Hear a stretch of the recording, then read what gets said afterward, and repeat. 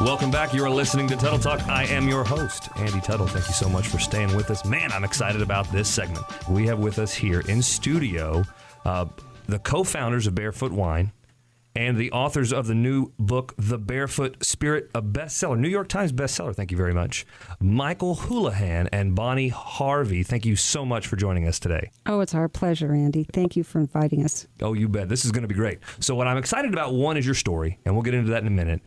Two, your passion for the Millennial Generation. And we actually have Emily from Real News PR coming up in the next segment, and we're going to get into a little panel discussion about how to empower, how to help Millennial generations prosper, how to communicate to them, right? Because it's a different way than generations in the past. And we've got to talk the language, right? And I think you guys are doing that obviously better than anyone.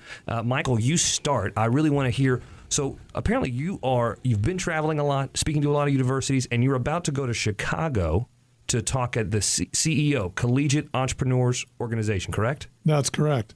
Bonnie and I are the keynote speakers for this year's CEO convention up there. They get about 1,400 young people. These are college kids. They've already got their own businesses before they even graduated. There's 4,700 of them across the United States, and 33 or 40 schools. They're studying entrepreneurship. They're practicing entrepreneurship. This is an amazing generation. These kids are doing something that really hasn't been done before, and they're organized. Yeah. Apparently, especially if they've already got businesses in college, they're getting it. Now, real quickly, what do you think? How are they doing that in your mind? Obviously, you wrote a book and you guys are communicating to this generation. How are they getting this so quickly? How are they starting businesses so early?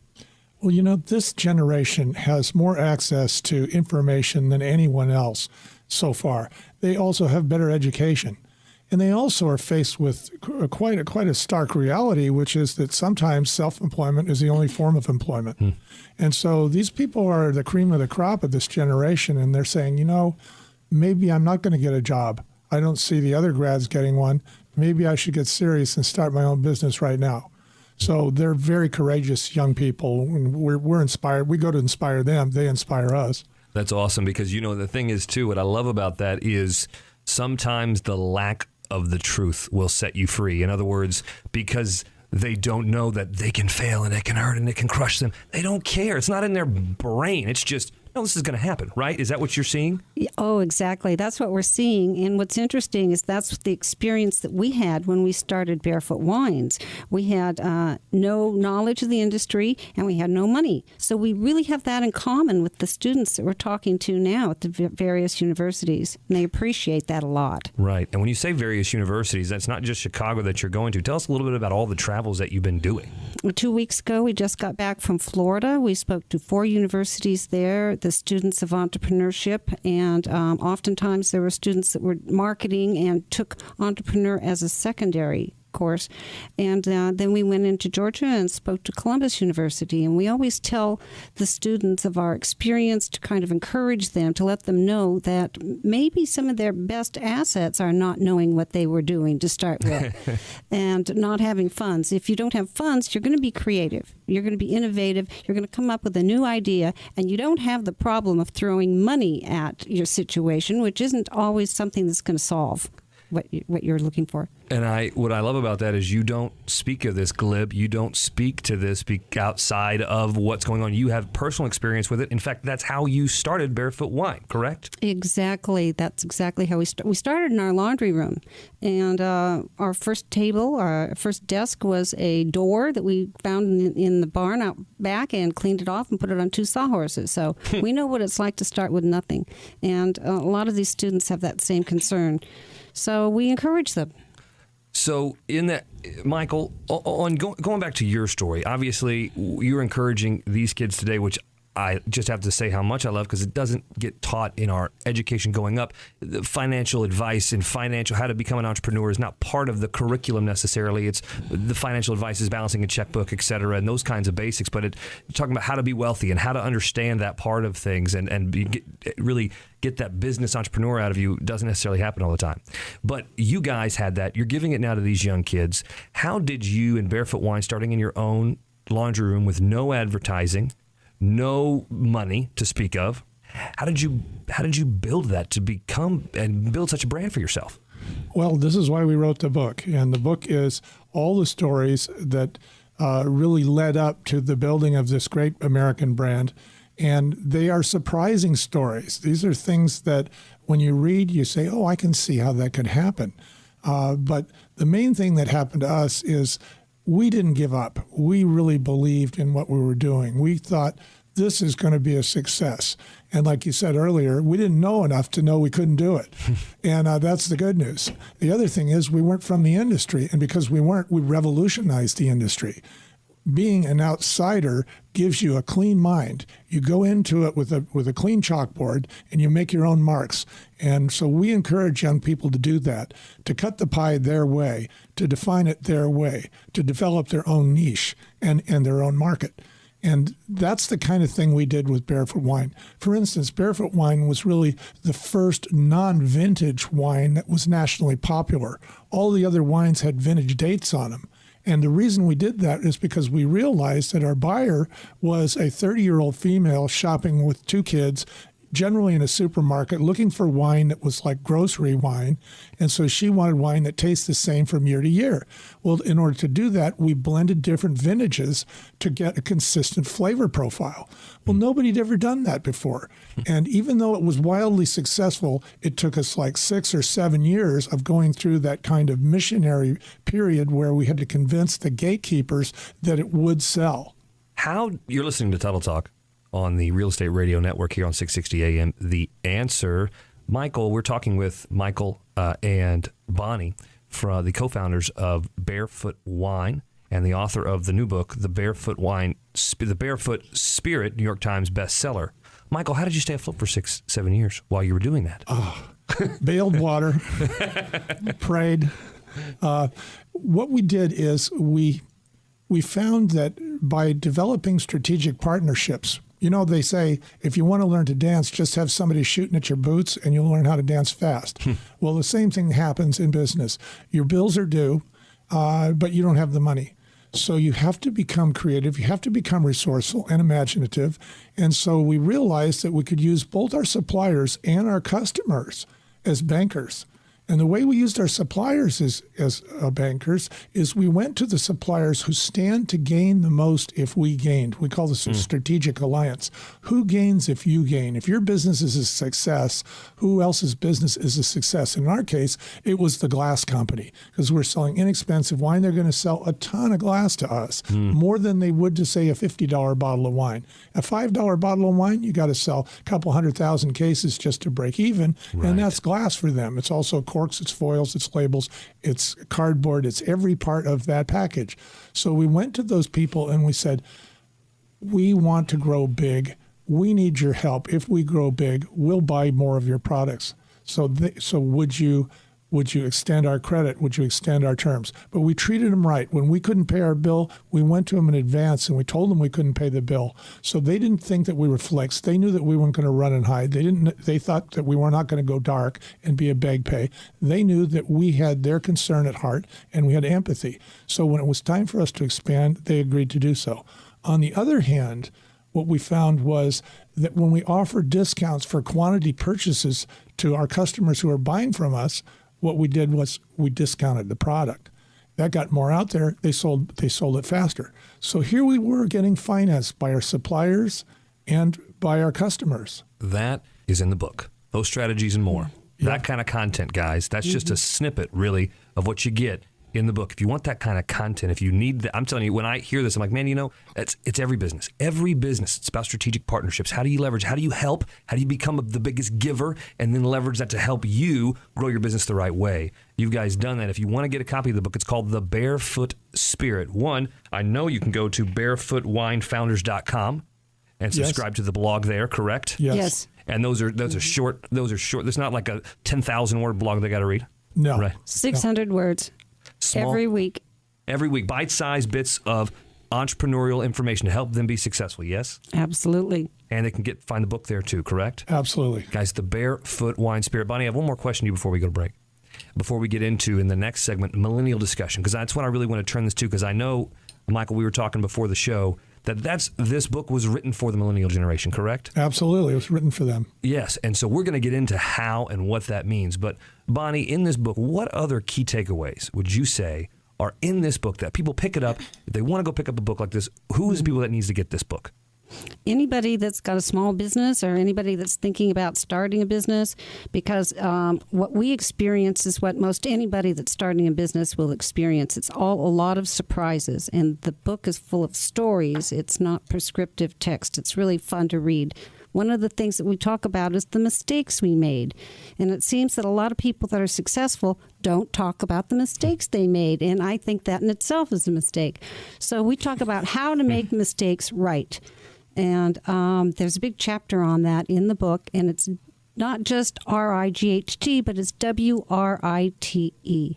You make a mistake, there's some kind of a document or maybe a contract or a checklist. Something has to be changed. And if you admit to your mistake right off, discuss it, figure out how it happened and how not to do it again, then you've really got a good mistake there. You're making it right. You're failing forward, as they say, right? Yes. And that is the way to do it. Guys, you're listening to Tuttle Talk. We're talking with Michael Houlihan and Bonnie Harvey, co-founders of Barefoot Wine.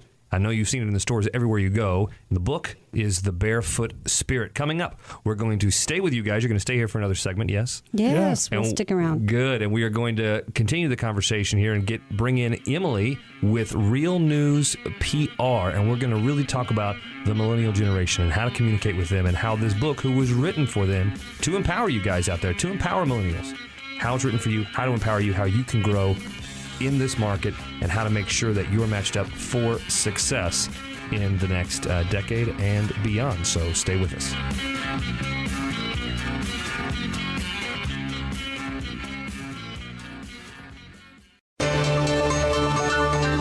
And we're back. Welcome back to Tuttle Talk here on the Real Estate Radio Network. Thank you so much for joining us. If you've stayed tuned, you know we're talking with Michael Houlihan and Bonnie Harvey, co-founders of Barefoot Wine and co-authors of the new book, The Barefoot Spirit, New York Times Bestseller, helping change lives in the millennial generation all over the nation. They're doing tours, keynote speaking at colleges, really helping you to succeed and understand this market and how your entrepreneurial spirit can thrive and give it legs and give weight to it. And now we're joined by Emily Guerra of Real News PR, who is in the millennial generation. Emily, welcome to the show. Hello. Thanks for having me. She's going to give us some perspective from actually the millennials' point of view and how all that works and the perception of it. So I got to start with this, going back to the millennial generation. And Bonnie, in all your talks, in everything, you guys are touring universities, you're keynote speaking everywhere. What is the major concern or the main question that you get from the kids and the young people that you're talking to today? Well, one thing that we've heard over and over again is what keeps you going? Michael and I struggled a lot, and it was very difficult, and we tell the kids these stories, and they say, well, what kept you going? What inspired you? And so much of the time, it was other people and the fact that they loved what we were doing. We did a lot of tastings at fundraisers and community events, and the people would come up and say, I love this wine, I love the package, I love the price, and I just hope that you guys keep doing it. So that was encouraging, but it's also working as a couple, because Michael and I have different talents and different skills, and it was really fun working as a couple. And we couldn't both be down at the same time. That didn't work. So one of us always had to be up, so we could always rely on the other person. So part of that message would be, don't feel like you have to go it alone? Absolutely. You can't go it alone.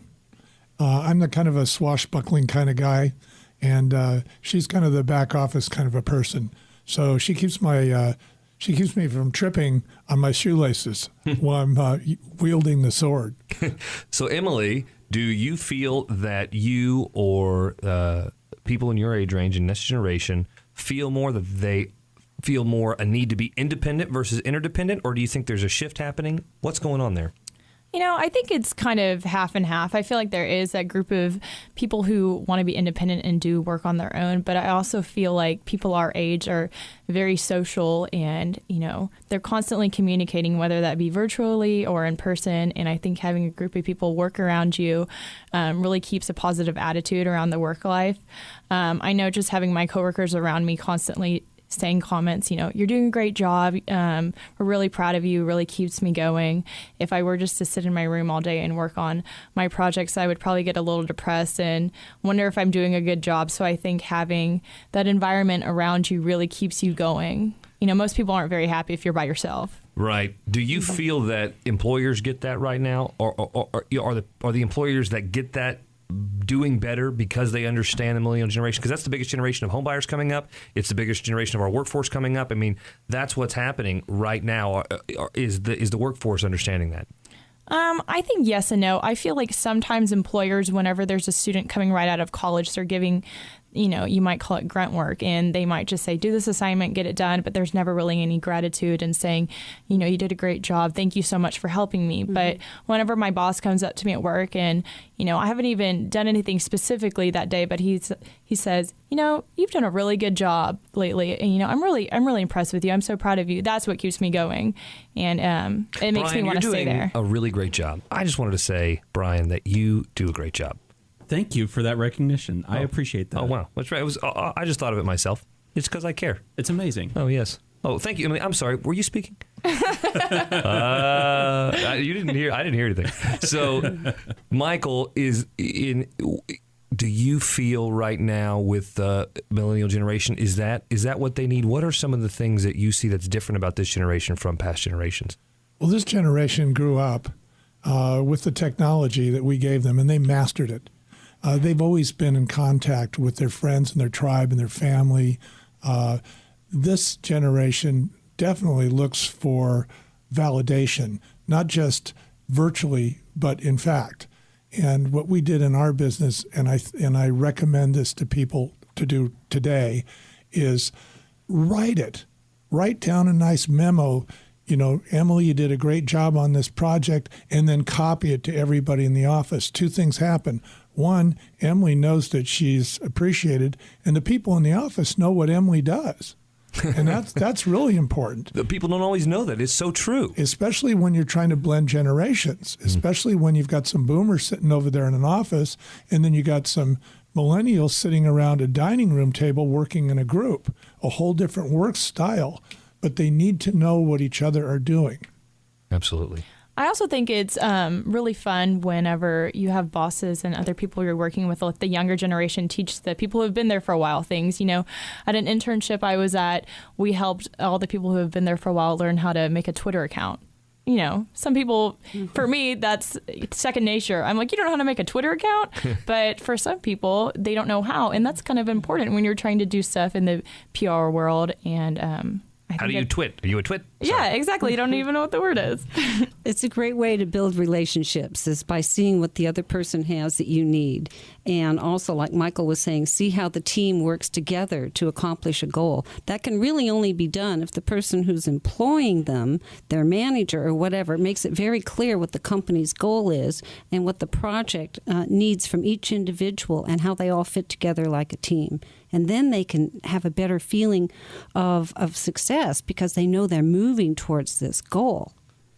You're listening to Tuttle Talk here on the Real Estate Radio Network. We're speaking with Michael Houlihan and Bonnie Harvey, co-founders of Barefoot Wine and authors of the book The Barefoot Spirit, New York Times bestseller. And then also, Emily Guerra has joined us from Real News PR to talk about the millennial generation. Guys, the solution here, read the book, Barefoot Spirit. That is going to help you get to where you want to go. And it sounds to me that it's not just for the millennial generation. It's for anyone communicating, which means employers to the millennial generation.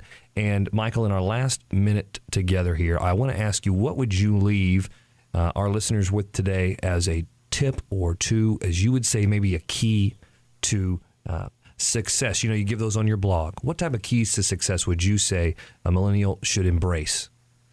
Well, I think they should not be afraid to ask questions.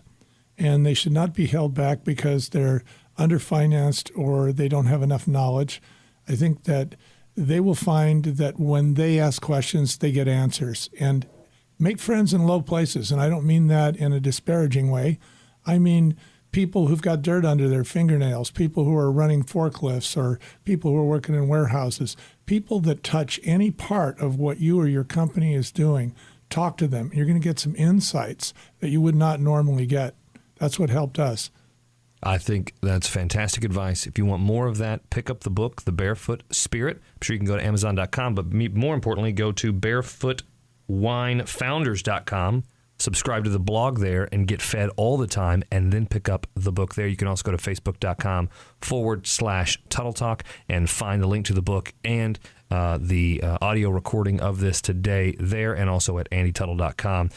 Thank you, Michael. Thank you, Bonnie, so much for being here today. Thanks for having us, Andy. It's been a blast. Yeah, it was quick. Went by quick. Emily, thank you as well. Thanks so much for having me. All right, that's it for this hour. We are done, but I hope you've enjoyed it and got some good nuggets out of it. I'd like to thank all my guests, my expert contributors, Dan Bradford, our production director, and the whole family here at 660 AM The Answer. That's it for today. Thank you for tuning in to Tuttle Talk, where we're making financial intelligence a priority in the community. Have a great weekend. You've been listening to Tuttle Talk on 660 AM The Answer. You can reach Andy at 214-736-9696. That's 214-736-9696.